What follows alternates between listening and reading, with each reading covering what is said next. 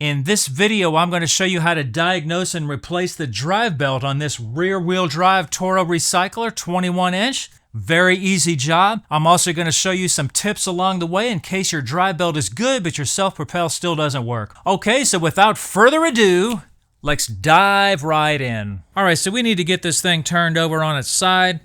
I do recommend taking the gas out, just undo the cap, flip the mower over towards you, and drain the gas out into a clean container. If the gas is clean, you can just reuse it. Sometimes these things leak, sometimes they don't.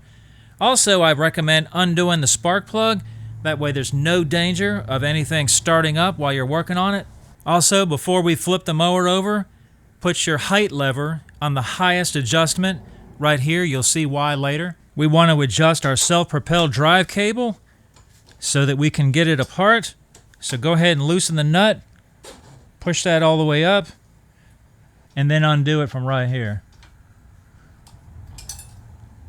While you've got this in this position, go ahead and clamp this so you can turn the engine easily.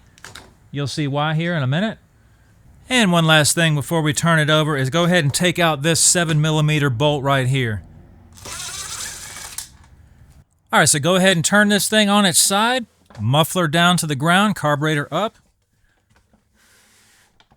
Now the reason I had you go ahead and squeeze that handle and put a clamp on it is so that if you want to avoid oil spillage, kind of set your blade at top dead center. You'll feel the two bumps right there, and just leave it right there like that. Now if you want a real quick confirmation if your belt is bad or not, check right here. If this belt feels real loose right here, you could even get somebody to squeeze the handle above, you know, where the self-propelled handle is. If this feels real loose, then your belt is bad, okay? So that's a 2-second test, and you'll know right away.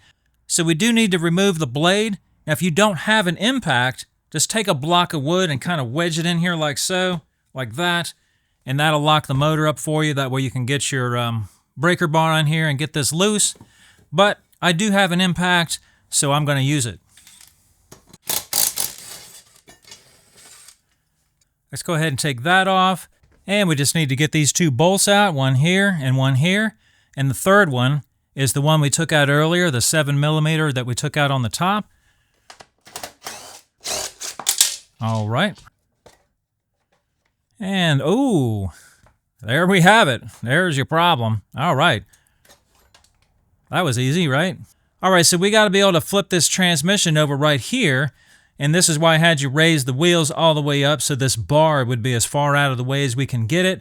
And also this is why I had you loosen the cable up above and disconnect it from the handle. That way we have enough slack here to get that off just like that. Now if you still have a belt attached in here, if your belt wasn't broke like mine and you still got one coming through here, just feed it through here and pull it out. That way we can take that and flip it over like so. Now we got to get this belt guard off to get the new belt on, and there's 3 bolts. 2 of them we can get to pretty good. There's one here, there's one here, but there's one back here that's a little bit, you know, not very much room right here. So we're going to have to come through here to be able to get that bolt loose. You don't have to take this back one all the way out. If you loosen it halfway out, we'll have enough slack to get the belt guard out of the way.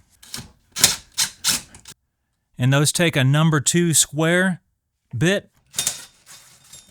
Now I already loosened this back one right here, but what I did was I used a ratchet with a 1/4-inch socket and then my drill extension. That way I can get that number 2 bit in there and loosen that up through here, just like so, like that, kind of hold it stable.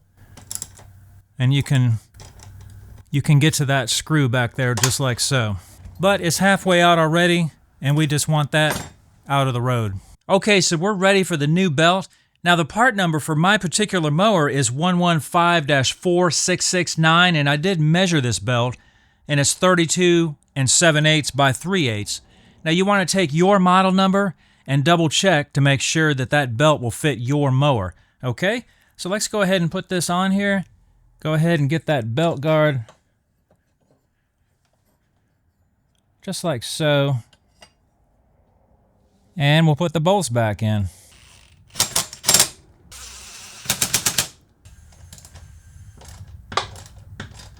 Okay, so while we have the transmission flipped over, if your belt isn't bad, one thing that you can do to kind of test your transmission is spin the transmission and see if your wheels are turning like they're supposed to be, right? You could even put a little bit of force on there and see if they keep turning.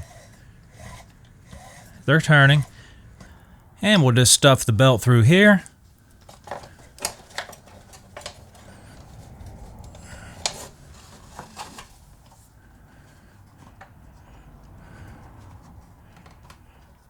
There we go. All right, let's go ahead and put our belt guard back, making sure that this is not being pinched anywhere right here.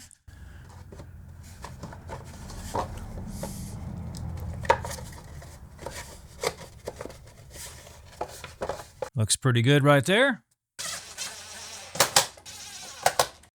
All right, let's go ahead and put the blade on. Now, a lot of people say you can just put these on good and tight, but I don't really like to recommend that because good and tight might be 20 foot-pounds to one person and 200 foot-pounds to somebody else. So an actual number is better. The manufacturer on this one recommends 60 foot-pounds, so we're going to go with 60 foot-pounds. All right, so I'm going to go ahead and use my block and a torque wrench, and we're going to torque this thing down to 60. And only just one more thing left under here is to put our cable back on. We'll just go back up on the handle and pull the slack back out of it. So another thing you can check if your belt turns out to be good is your wheels themselves. A lot of these wheels have a plastic gear on the inside, and this metal gear rubs against that plastic gear and it eats them out real bad. This one is actually pretty good. I'm surprised to see a metal gear. So we got metal and metal. And another thing is to check this. This one doesn't work that way. It's locked in both directions, but some of them are free in one direction and locked in the other direction. So check that too. One last test that you can do to make sure everything's working right is actually check the cable itself. If you've left this thing outside, you may have some rust all over the cable and they don't move back and forth real smoothly. It's going to need to be replaced. It's got to move smoothly. So this one is fine. Let's go ahead and hook it back onto our handle. So in this adjustment, there might be a little bit of trial and error. Obviously, that's a little bit too loose, a lot too loose. You're going to have to just try it. You're going to want to make sure that the mower isn't trying to pull itself while this is released, that you can pull it backwards and all that good stuff. And then you may have to do this a couple of times. So we're going to try it right about here, see what we get outside. We might have to readjust it. All right, let's see what happens here. Now, I feel it tugging just a little bit. I think that's a little bit too tight. Let's go ahead and loosen that cable just a little bit, and let's try it again. Now that's more like it. It's working good. Okay guys, hope you enjoyed this video. Thanks for watching.